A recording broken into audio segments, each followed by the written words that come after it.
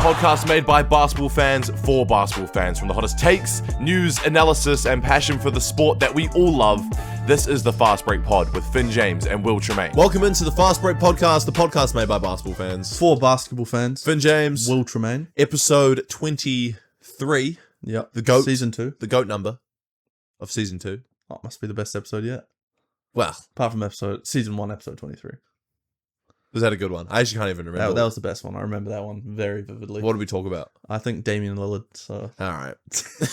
Bloody hell. Makes sense. Plenty to talk about on this episode. We've been teasing it for the last few episodes, but we actually found a space where we could do a full Breakers season review. So we're going to be going through kind of just the general gist of the season. Pros and cons. The pros and cons. And we'll be going through what players we're retaining, what players are off contract, who we want to see back with the club, who we might want to move on from, and a little bit of a wish list as well. So just kind of going through each player and sort of just kind of talking about how they went, how we thought, just the club in general. Maybe we'll talk about Kopp again, even though we did already kind of discuss him after he announced that he was leaving. But farewell, good sir. Yeah, just kind of giving a whole wrap on the season with a little bow on top.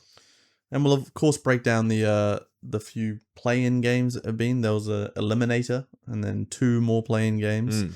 So, we're down to 4 teams now. 2 more teams having been eliminated. Melbourne United and Tasmania Jack Jumpers. Unsurprisingly. Have, dropped out. I think we got our predictions bang on. Yeah, we did. Didn't we? Yeah, we did.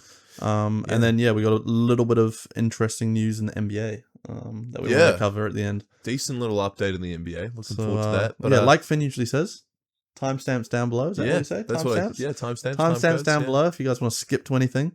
We'll start off breaking down these playoff games, shall we, Finn? Yeah, and before we get into the Breakers season wrap, but the first game that did unfold was the 3rd and 4th play-in tournament game. This obviously would have determined who was playing the winner of the 5th and 6th.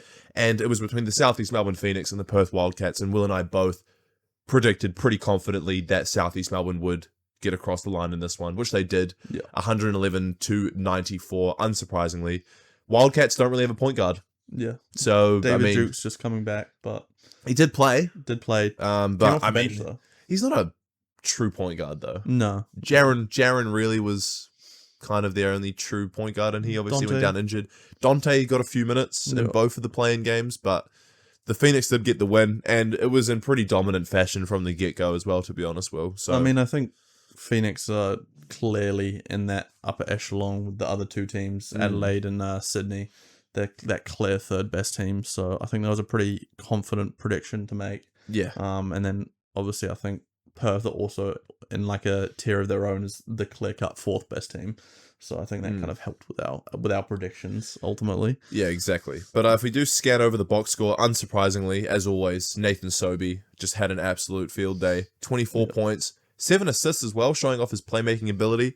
And Owen Foxwell, a player who was up for the Next Gen Award, I'm pretty sure. Or Most Improved, one of the 2. Yeah, well, I think it was Next Gen. He's off to LSU in the for college for one season. He has 1 year of eligibility. First of all, he's going to go make probably 7 figures, probably over $1 million playing in LSU, big school. NIL. Yeah.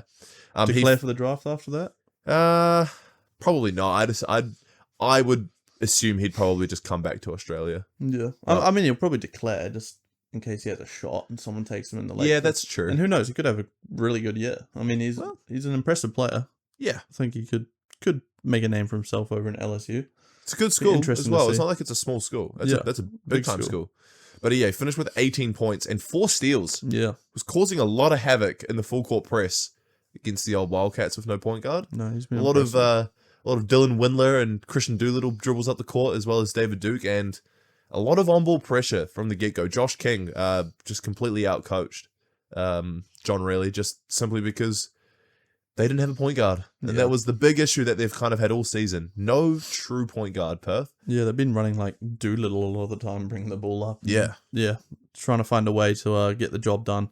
But no, Foxwell, that'll be interesting. I wonder if he'll come and have a short little stint back in the NBL before heading off to college. That's back so with interesting. The Taranaki Airs. I forgot he did that. Yeah. That was literally just the season just gone. That team was stacked looking back at it. Him and Colin Davidson. Yeah. And he had Jack Andrews as well. That was a good team. Who are their imports? Armin Fletcher Yeah, and Sam Frolling's brother, Harry Frolling. that's right. He was there for a bit. That was his like comeback. Unit. That was his like comeback tour after he'd come back from the old. I think head back knock in one injury. of the OG Fast Break episodes, actually, we did a bit of a story time on on what happened with him. Yeah. Yeah. But can't wait for the end of the NBL season. to So be back close. I underway. think April 9th is the first game Yeah. of the season. So the Blitz, is it the Blitz? No, it's not called the Blitz, eh? Something. It's down in the West Coast, Because right? the Blitz is the NBL one. But I know it's something like that. Their preseason tournament, on the West Coast. Greymouth?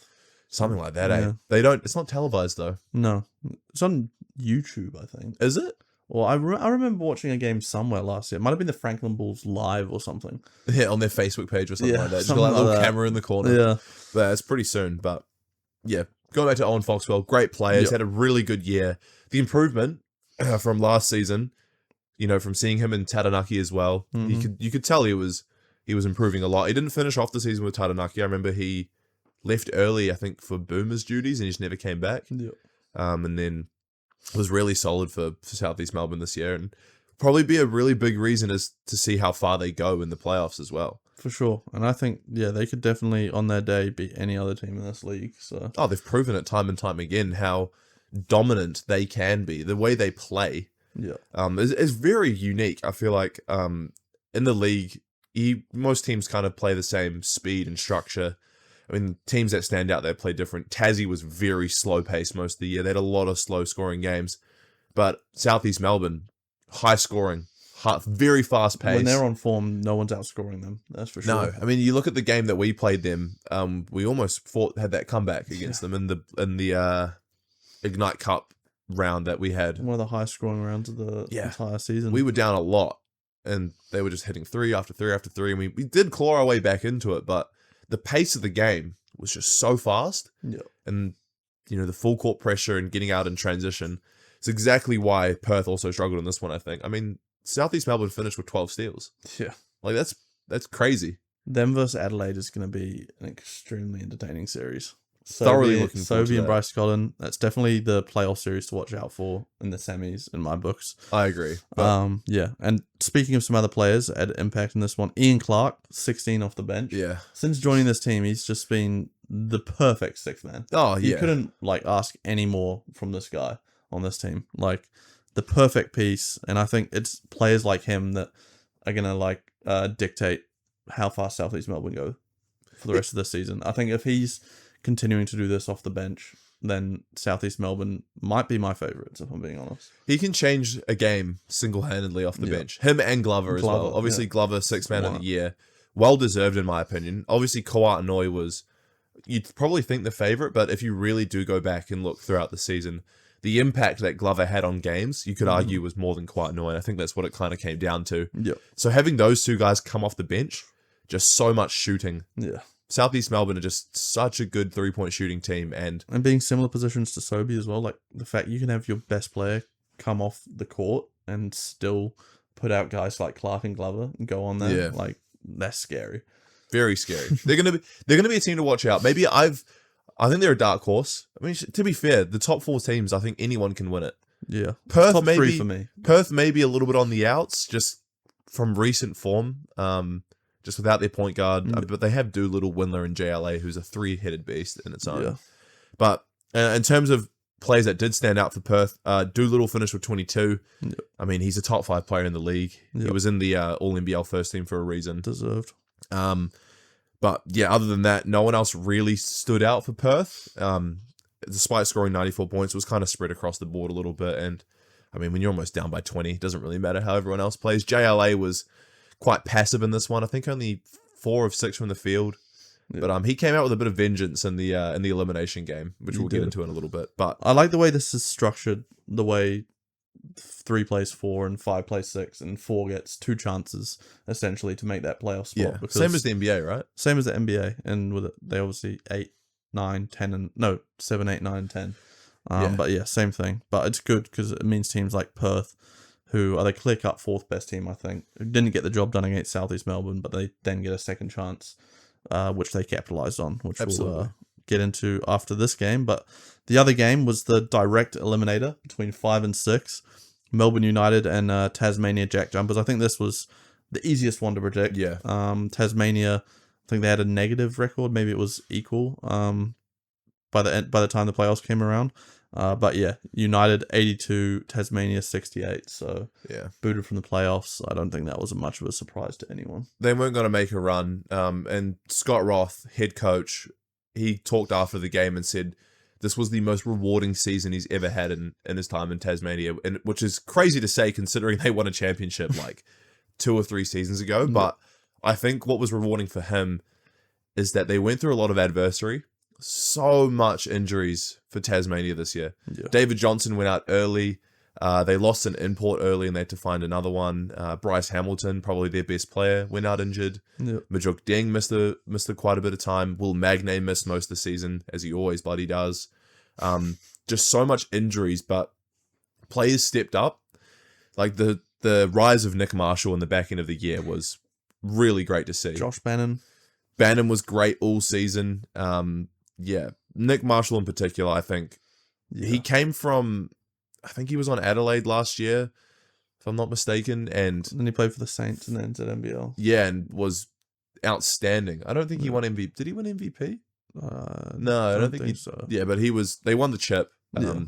Nick Marshall's confidence would have gone through the roof, signed a new contract in Tasmania, and I think with everyone getting injured, he really took the opportunity by the scruff of the neck and just ran with it. And I think Scott Roth just had to have trust in all of these other players. Yeah.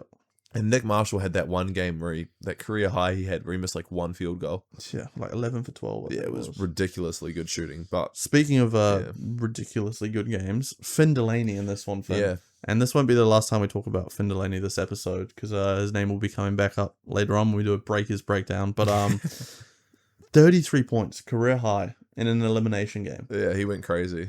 I mean, what else needs to be said? 33 points. Like, Finn Delaney just proving all of his doubters, I'll admit, myself included. I will not admit, because I've always backed this guy. I've always backed him. But, I mean, you would not expect a guy like that to drop 33. He's not really known for his scoring prowess and goes out there and can give you 33 points.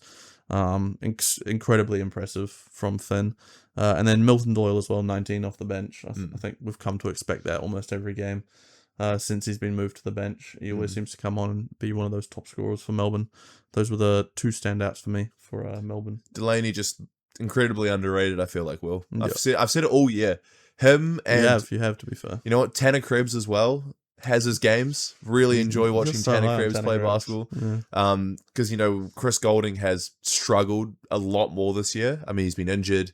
I think Age as well is definitely a factor. I think he went... They were saying on the commentary in the Perth-Melbourne game, which we'll get into a bit, he hadn't hit a 3 in like 3 games. Yeah. He was just cold. He was... Like, Vickerman was changing things up, shifting Golding off to the bench, not knowing really where he sat, giving Tanner Krebs that starting role. Like, Golding missed a fair chunk at the start of the season. You know, Krebs had some big games. So just shout out Tanner Krebs. I think it's time for Golding to hang it up. I think it almost is. He's worth a lot of money as well. They could save some serious coin if Golding finally decided to just kind of call it a day. But he still thinks he has time. For sure. He has the ability to go for like 40 plus. We've seen it. Like last season, I think he had a couple. I think this season he had a few really high scoring games as well. But yeah, Finn Delaney, just going back to him, he played very well. I mean, career high. Shot the ball from 3 quite well. Was like great rebound. Was genuinely and he was just full of energy. Like he was really up for this game. Where I feel like the rest of the team kind of wasn't. Jesse Edwards didn't take the court. He'd been struggling with back spasms, so I think he was in the locker room. Apparently, couldn't even stand up. Would have given Tassie a slither of hope going into this one. Definitely did. Couldn't capitalise. No. 3 players that stood out for them, though, we've mentioned them just before. David Johnson and Josh Bannon both had 16 apiece. And then Nick Marshall, obviously, incredible season. 20 points for him. So, very impressive, but sad to see it come to an end. Obviously not what they hoped for at the start of the year, like you said. You know what's just so upsetting about this game? Yeah. I think if the Breakers were there, we could have won. Damn. You reckon? Yeah. Yeah. I mean, Melbourne's not been impressive. No. Since their 9-0 start. I can't believe Bro, when they went 9-0, I think we were almost saying just pack it up. Yeah. I don't know what happened to them. They just looked like nobody could beat them. Yeah. But whatever There's happened... not like one thing I can point to and be like, that's what changed. Because like they've been the Neither. same team all year. No. Few Milton injuries here moved to and the there. bench, but like that was after his little injury I think he was dealing with. Yeah, it's random. I've never seen that much of a drop off really. Like from a 9-0 team to end where they did in the 5th seed and then get booted ultimately. Yeah. Which we'll get into the last game of these eliminators. Perth getting their second chance, 95 points to Melbourne 77. So Never locking in up doubt. that 4 spot. Never in doubt. Yeah, I think this was probably the easiest predictions for 3 games that anyone could make. Yeah. Glad neither of us messed that up. That wouldn't be a good look, Finn. No. But yeah, for Perth, JLA 28 points, Yeah. 12 rebounds, dominant, and then his running mate Christian Doolittle, like you said, top 5 player in the league. Bit of an inefficient one, but 24, 7, and 6. So It's a good game. making his impact known like all over the court. And that 6 assists is what really stands out for me. Like we've said, they don't have a point guard, but being able to rely on Christian Doolittle, who's kind of like a point forward in a sense, at times this year, to be able to have 6 assists for Perth, that's just shows that he's trying to find his teammates as well, not just scoring, which we know he can do. When he wants to get a bucket, he'll get a bucket. But to be playmaking like this, I think that's really important for Perth's future going forward in these playoffs. I don't think they were ever going to lose this game. No. Melbourne had to travel all the way out to Perth, which, it's like a 5-hour flight from Melbourne. Yeah, it's not close. And like Jesse Edwards, he took the court on this one. He somehow got on the plane. Yep. 5 hours of probably sheer just being uncomfortable with his back, but he got there, he took the court. He was solid. Definitely was a shell of himself, though. And JLA had a field day. Yeah. In post game, JLA came out and said, "I let my team down against Southeast Melbourne." He really came out from the get go.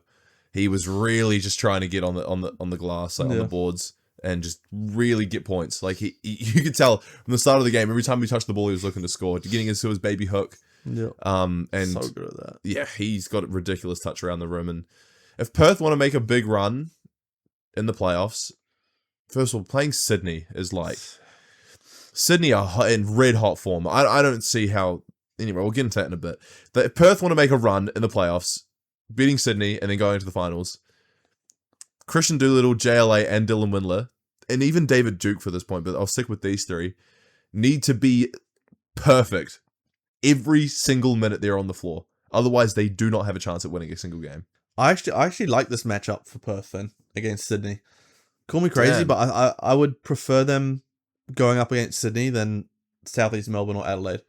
I don't know what it is matchup wise. I still think Adelaide are just the scariest team in the comp with Bryce Cotton. Like if Bryce Cotton wants to get going, nobody can contain him. Yeah, so that's fair. like it's almost not up to you, like how well you do against Adelaide.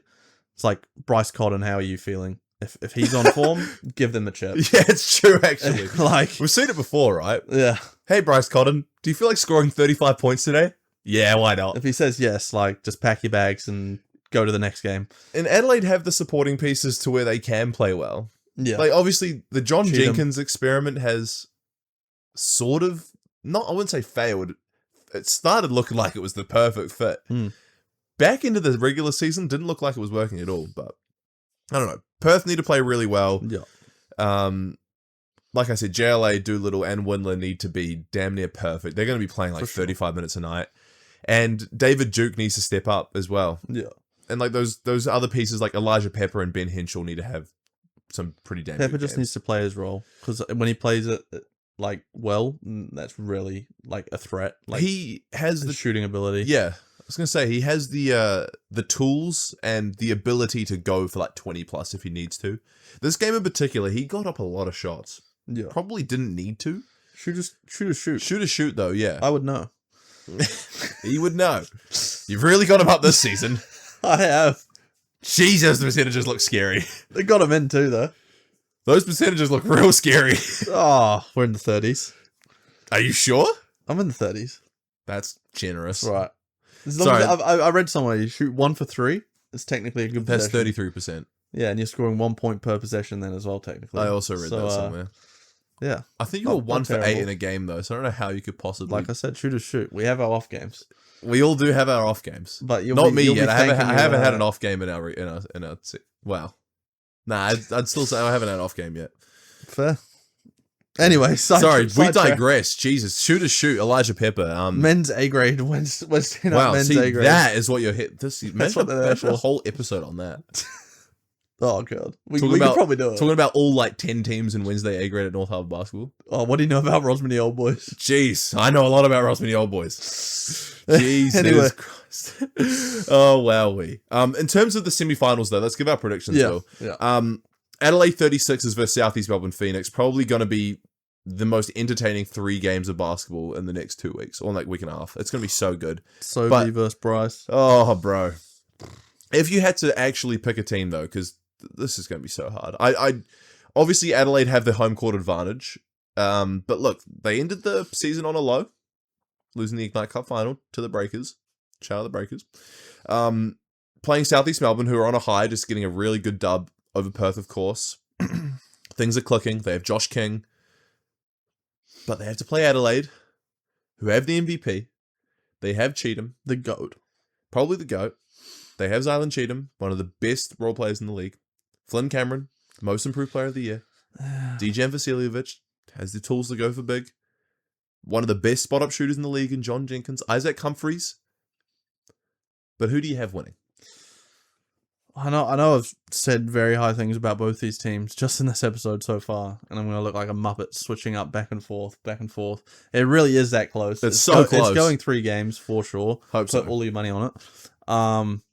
Bit I just responsibly. said it's up to Bryce Cotton whether he wants to win a series or not, and at the same time I said Southeast Melbourne might be my favourites. So Yeah, but it's contradicting yourself here, I'm mate. contradicting myself for sure. Yeah. I'm gonna go with the upset. I'm gonna go Southeast Melbourne. Damn. I think, like you said, Give us a Adelaide, reason. Give me your reasons. Adelaide haven't been in the best of form of those, like, of the top 3 teams. I think going into the playoffs, Adelaide were probably in the worst form. I mean, Yeah. coming off that They final loss to the Breakers.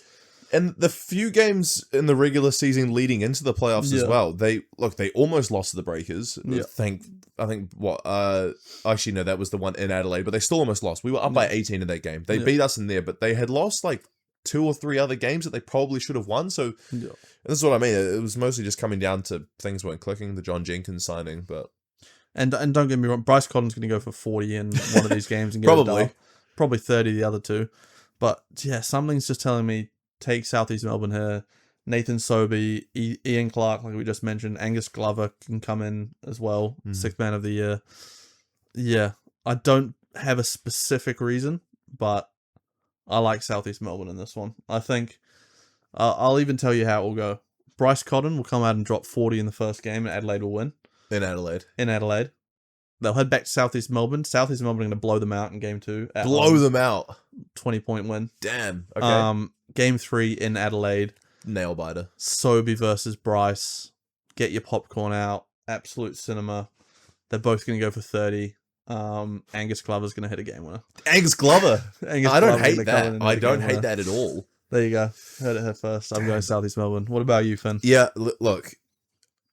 I think I'm in the same boat. Just simply because the back end of Adelaide's season, the boat was rocky. Mm. The waters were choppy. The wind wasn't really in their sails. They didn't Write look it down, folks. They didn't Hang it in look the loom. like the Adelaide 36ers who we'd seen for most of the season, who were that number 1 seed. Yeah. For a lot of it. Obviously Melbourne started a bit. Yeah. And I think you're right. Bryce Cotton is going to be unstoppable. He always is. He's been in the league for 9 seasons, but yet people still don't know how to guard this guy. But I think with Southeast Melbourne, first of all, I think they have one of the best coach. They have this. Well, according to the awards, they have the second best coach in the NBL. In my opinion, it's the I best. think he's the best coach in the NBL. Agreed. I think he's the best, like logistically and game plan, and maybe not culture. I think Gorgian has that culture, but Josh King as like logistically and like the specifics of basketball. Yeah. I think he's the best coach in the NBL, and I think Southeast Melbourne have so many tools. so many guys can go for big games. Obviously, Sobi's the guy that, like, the X factor. He's always going to be that guy. Yeah. But like you said, they have Ian Clark off the bench. Angus Glover has the chance to give you 15 quick points. Wes Iwundu as well. He's proven in the back end of the season his 3-point shooting has improved drastically. Geordie Hunter was lighting up from 3 this season. Definitely has fallen off a bit in the back end of this year. But they have players that, all work in cohesion. Owen Foxwell as well. Just a really good point guard. An absolute pest on defense. The guard depth's insane. Exactly. They have so many pieces to the puzzle. And it just takes 1, 2, maybe 3 guys to have like a good game, and they can beat any team in the league. Yeah. And I think this is crunch time. This is why they play basketball, right? To be in these moments. Yeah. And I think when you had the likes of somebody like Nathan Sobey, who is a veteran, 34 years old, he's been around this league for so long, he's been in these situations before, he's going to go big. Yeah. And then you got these other players as well. Ian Clark's a champion. He knows how to play. NBA champion as well. Exactly. NBA champion. Like, I think Southeast Melbourne got the tools and the coach to beat Bryce Cotton. It's literally just beating Bryce Cotton at the end of the day. It is. But man, it'll definitely go 3 games because, like you said, Bryce is not going to let game 1 slip out of his hands. No. Oh, you reckon Adelaide take game 1 as well? Adelaide definitely take game 1. Yep. Southeast Melbourne will go back to home, either playing at John Cain Arena.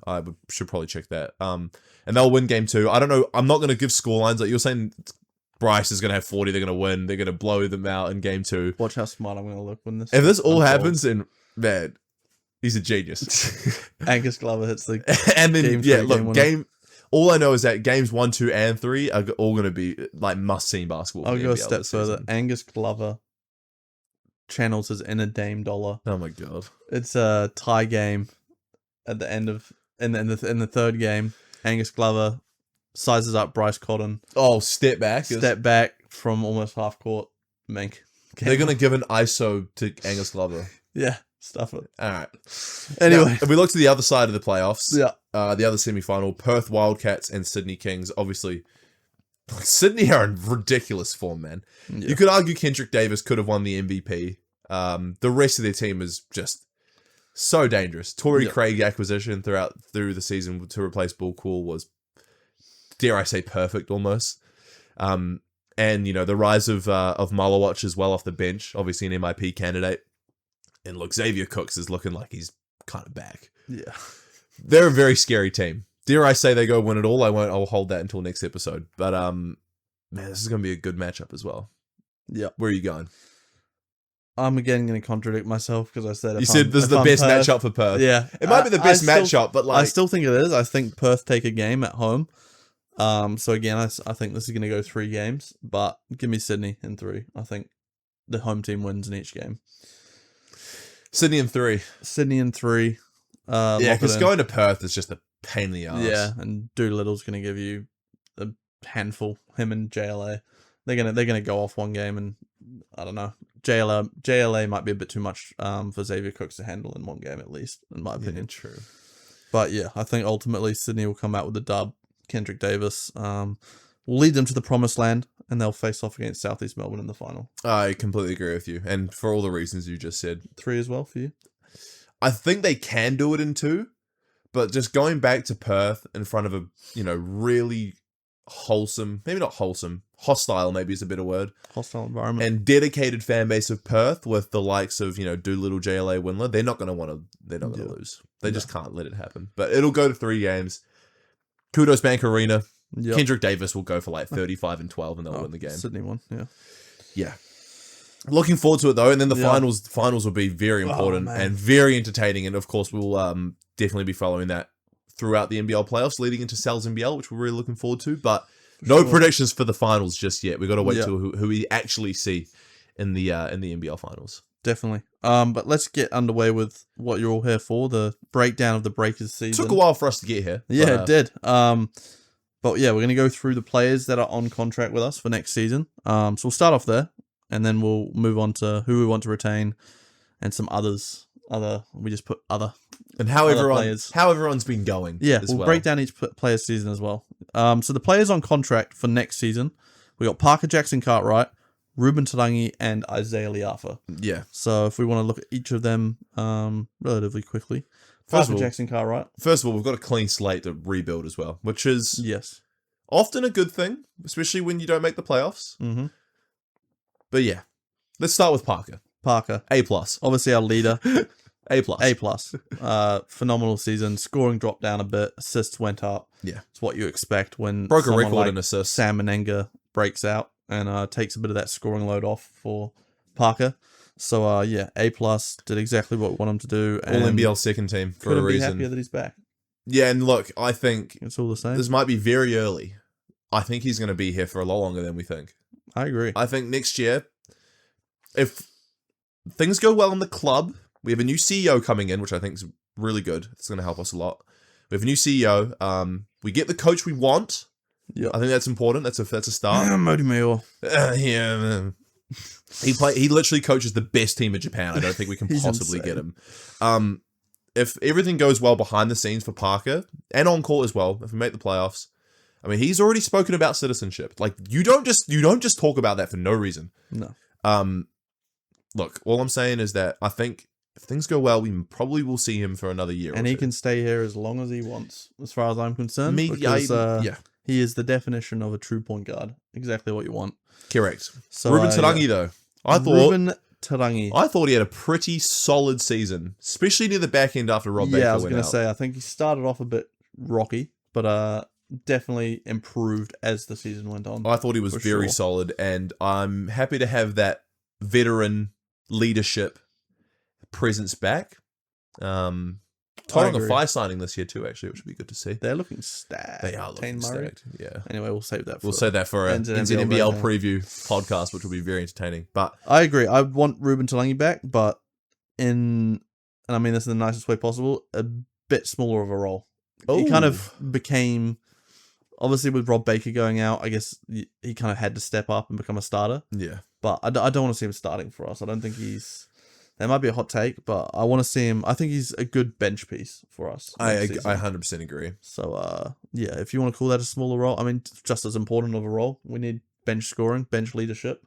Yeah, that's where I want to see him next season. Happy to see him back. Happy to see him back. Isaiah Liafa didn't play Can't much say the this same. year. Didn't play much this year. Went down pretty early on with that. I think he fractured his foot. Was it? Yeah, something. Which, look, blessing in disguise, in my opinion. This is no hate on Isaiah Liafa. He's proven that he can play ball, and he was a very pivotal piece of that deep playoff run in 2023. I'll give him that. But look, he was really struggling to start the year. He had one or two solid games, but other than that, ice cold from the field. a guy who's known as a 3-point shooter, and he was in like the 20%. Oh man, our whole season was our whole team was in the 20% stuff, apart from like Baker and. But he's known as a 3-point shooter. So Yeah. it's like, And look, he was really bad on Sydney last year. No offense to Isaiah. And this season as well. Just didn't look like he could find his feet. Give him a good Sal's NBL campaign. Obviously, he won with the Saints and had some big games. Give him a good Sal's NBL campaign. Come back a little bit refreshed, a bit more confidence. Maybe we could see a different version of Isaiah Liafa next year. But it was a blessing in disguise that he got injured and we could pick up Ty Webster for the remainder of the year. yeah, I mean, yeah, it's just struck me we're talking about the 3 players that are on contract, so he is going to be back. Yeah. But I guess we can still give our opinions. Personally, I wouldn't want him to come back.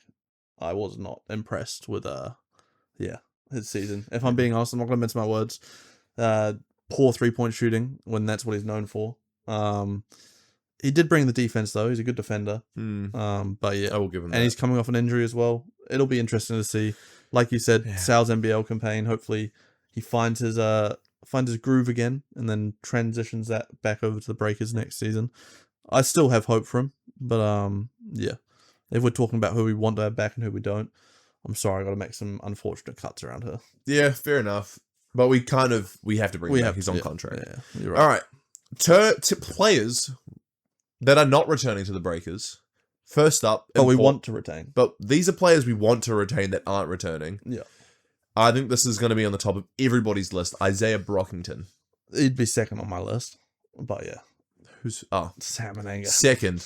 But yeah, agree. Brockington, I think another guy who just improved as the season went on and on. Started really rocky. Started really strong, to be honest. Blitz was great. Yeah. And then Then went rocky downhill. But look, after Baker went out and Brockington Sam. and Sam went out too, Brockington was looking unreal, man. And Yeah. the whole NBL saw it. Everybody in NBL media is saying how improved he was in the back end of the season, and everyone is saying that the Breakers need to find a way to retain him. Yep. He's going to be worth more, unfortunately. Yes. And he's in China now, playing the CBA on a trial. Mm-hmm. So I hope he stays in good form, stays healthy. But the Breakers need to try their best to bring him back, because I genuinely think he is a really, really good fit next to Parker. Elite defender, won the Team Depoy Award this season. And yeah, perfect 2-guard next to Parker. He's shown us what he can do when he wants to get a bucket. I think there were, we've said it all season long, there were just moments we didn't go to him where we could have just given him the ball and said, get us a bucket, and he would have gone and got us one. Should have done it way more. And his 3-point shooting, near the back end of the season, his 3-point shooting was through the roof. Yeah. He was shooting the lights out. Definitely want him back. I forgot, are we doing letter grades for each of these players or no? We did it for Parker. We don't have to, but I'll just give Parker an A+. We don't need to give everyone else one. Yeah, okay. All I know is that I want him back. Yeah, I want him back. We'll move on to the other big name, the guy that I said I'd want as my first person back, and that's Sam Menengo. Sam. But that one we're coming to the fact that it's probably unlikely. This guy had a phenomenal campaign. Yeah. He is going to be highly sought after by virtually every league in the world. And that's even the NBA. I think he's in with G League shouts, Summer League shouts for sure. So I think unless we stumble across a lotto win or something, the Breakers organization, it's going to be hard to get him back with what he's worth. He's a $1 million man now, if I'm being honest. Sam was on basically his rookie contract still. So we were paying him not pennies. It was probably still solid, but like not anywhere near what he's going to be worth next season. He, like you said, he could be $1 million man. Maybe not in the NBL, because I feel like $1 million contracts are they only come by for a few players. And Parker's going to be on $1 million next year, I'm pretty sure. Sam is going to be worth a high hundreds of thousands, though. And very high. I think it's becoming realistic to the point where, although we might be able to afford it under the luxury tax, whatever it is, I just don't know if the club has the financial backing to actually afford a player like this. Well, not as big and lucrative as teams in Melbourne and Sydney. Adelaide as well. They Adelaide. They probably in huge debt, though, to be honest. Yeah. Although I want him back very badly, because he was perfect next to Parker. Standout player for us. Parker, like Sam said it many times, Parker made his job so much easier. Yeah. And I think you got to give a lot of credit to Parker Jackson Cartwright for Sam's breakout season. 100%. Like, not all of it, obviously, but a big chunk of it. Like, Parker just knew how to play with Sam perfectly. 100%. But yeah, like you said, Sam might not even be in the NBL next year. Yeah. He could be somewhere else. It'll just be interesting to see. Like, obviously, if he wants to follow the bag, I think he won't be in the NBL. There's other leagues that can pay more. If other things are in consideration for him, like running it back or wanting to like become one of those staple figures in the NBL, then maybe he does stay in the NBL. But even then, it's probably not going to be with the Breakers. It'll probably be with Melbourne United, knowing our luck. Always is the Melbourne United. But that's obviously top of our wish list. But maybe we're getting a bit greedy here. I don't know how we can afford Parker, Sam, and Isaiah. Yeah. I guess we might have to sacrifice it and not sign a third import. That's the only thing I can think of. Yeah, true. Which I wouldn't mind doing, because Sam's just as good as any other import you can get in. I agree. Put him as a marquee player. You can get 3 imports and a marquee player to help with tax and whatever. Sam would have to be a marquee player and 3 imports, but I don't know if we have the financial backing for that. So we've got a few more names in this players we want to retain section. Yeah. Carlin Davidson and Ty Webster. We'll talk about them together. 2 guys, obviously running that bench unit. I think both had very impressive seasons. Ty Webster obviously came in later in the season to replace Isaiah Liafa, like we said, and he just looked like the perfect backup to Parker Jackson Cartwright, giving him a break, becoming the floor general when he was on there. Great defender. He had a couple big breakout games, like 17, 18 points. I think he's just exactly what you want as a backup to Parker, which we didn't exactly get from another guy, which we'll get onto later. But that's what I got to say on Ty. Yeah, Ty was the player we needed. Yeah. Definitely. And like you said, the back end of the season, I thought he had some great games. It took him a few games to kind of find his feet, but not too long. And I mean, he was applying his trade in France before that season wrapped up, and he came and played for us. But I think the Breakers need to throw some money his way. Yeah. Definitely. I think he's a player we should see on the team next year. I mean, he played for the Breakers in that Tasmania lockout season, and he was like an 18, 19 point per game scorer. Like, he has the tools to be like a main leader. Obviously, he won't be. And I think he's potentially probably already kind of settled on that maybe if he wants to come play. But you could play Parker and Ty at the same time together if you had to. You can do that as well. They did do that a little bit this season, Cop was saying. But And as for yeah, Carlin, need Ty back. Carlin, yeah, need this guy back. Young, what is he, 22, 23 yeah, younger maybe? than us. Down to Wellington this year for the NZNBL season, Yep. so even like a bit of a bigger exposure, I guess, than Taranaki. But the Human highlight reel. the potential of this guy is just through the roof, man. Yeah. Shooting the ball a little bit better now as well. Severely underrated passer. Yeah. Great, Good good rebounder. defender, good rebounder. And like you said, human highlight reel. The poster he had on Cheatham and Humphreys in the Ignite Cup final was just an icing on the cake. And he was a big role in the Ignite Cup final. He played a lot. Yeah. And I think with his age and his freakish athletic ability, which you can't really teach, Yeah. I think he has the skeletons to be like a really good player in the NBL. And put the right coaches around him, I think we need to retain him and just keep developing him. For sure. Give He's him a good role. one of those guys that's just year on year improved, and I think that's going to continue for the next 5 years. Yeah. So I mean, if what we got this year is going to be better next year, he's going to be even better next year. Of course, we want him back. He kind of became the sixth man for us at moments this season. I think he could even, depending on how the rest of the roster fills out, I think he could almost be deserving of a starting spot going into next year. See how the sales campaign goes. Yeah, and I think it's just his confidence is just all that's maybe lacking a tiny bit at moments. Like times where he could get a bucket, but he passes it up.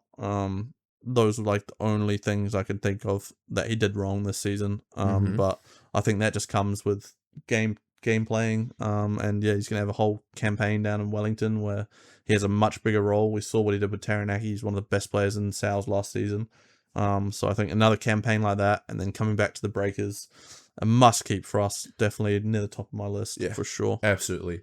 And in terms of all the development players, just keen to see them run it back, keep developing them. McNaught, Andrews, Judd, and Cooper, bring them all back. No reason to not bring them all back. Yeah, I don't think any of them have not deserved to just kind of stay in the system, really. I mean, McNaught's been there for, 3 or 4 years now? Keeps developing. Locker guy.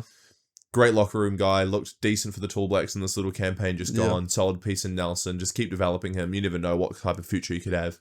In terms of Judd, proven as well in Nelson. Great player. Really good three-point shooter. Probably got the least opportunity out of the four Yeah, he DPs. definitely did. But I think he's got a lot of potential. He's got a lot of potential. Like Carlin. He shoots the ball at a high clip in Sal's.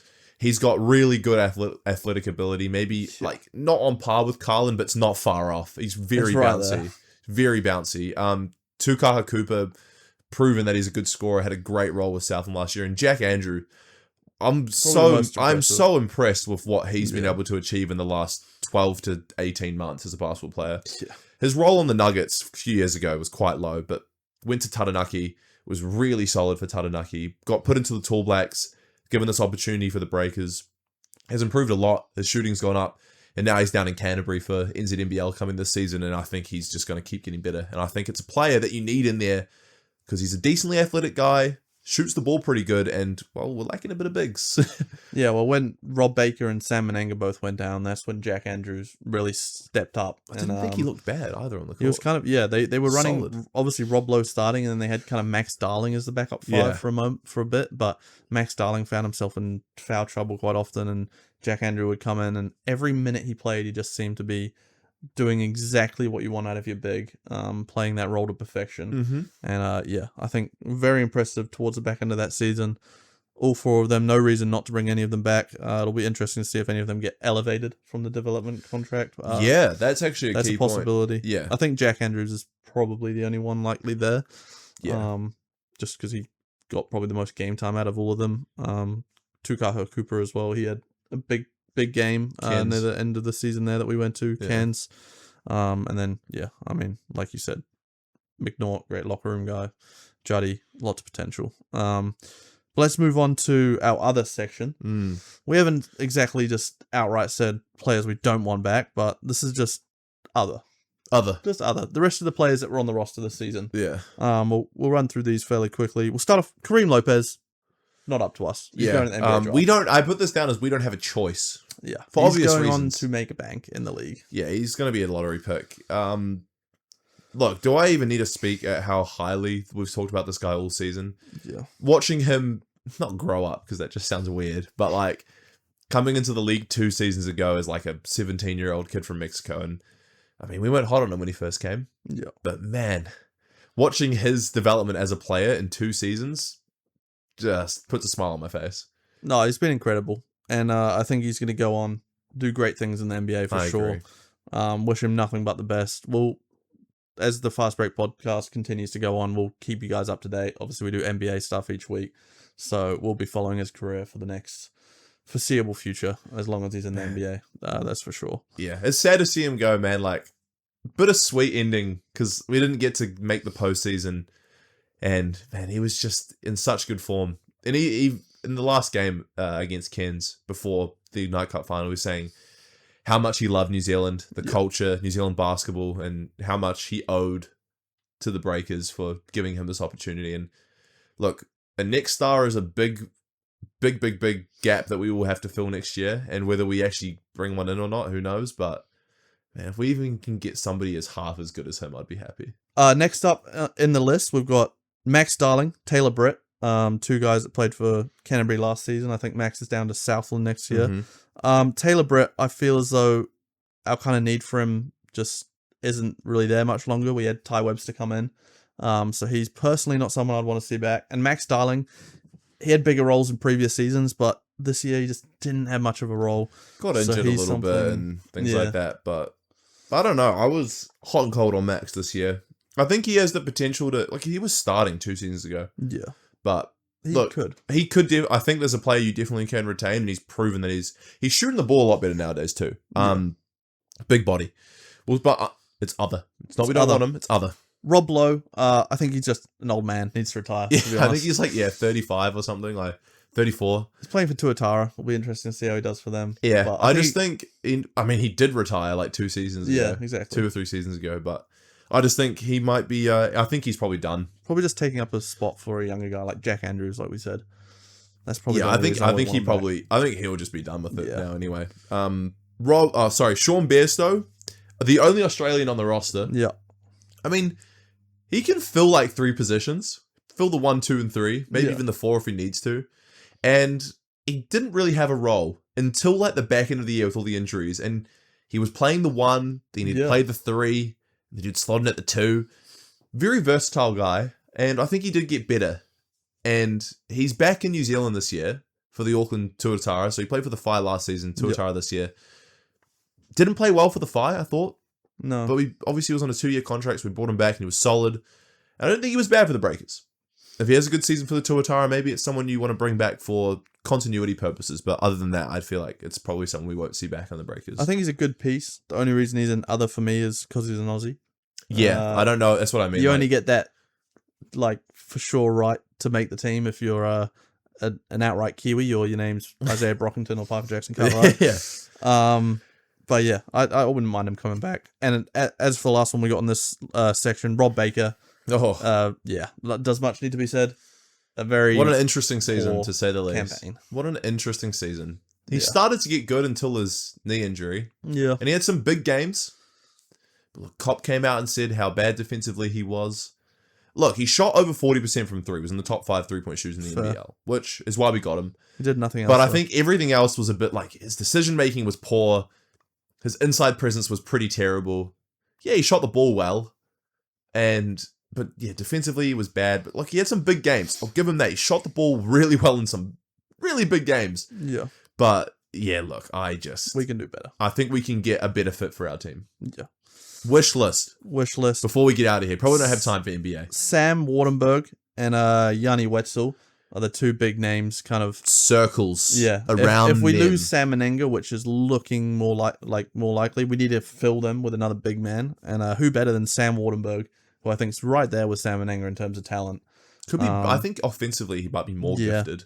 And then Yanni Wetzel, we know what he can do. He's had some good seasons, and he's playing well in Japan. But it's going to be hard to get him back because Japan pays the good. Yeah.